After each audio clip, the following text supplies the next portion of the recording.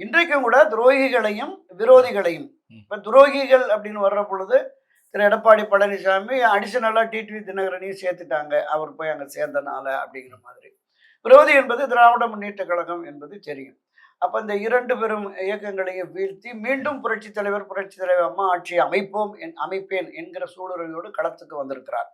இன்றைய சூழலில் அவர் நீங்க குறிப்பிட்டது மாதிரி அனைத்திந்திய புரட்சித் தலைவர் மக்கள் முன்னேற்ற கழகம். இதுல அண்ணாவும் வந்துறாரு, புரட்சித் தலைவர் வந்துறாரு, மக்களும் வந்துடுறாங்க.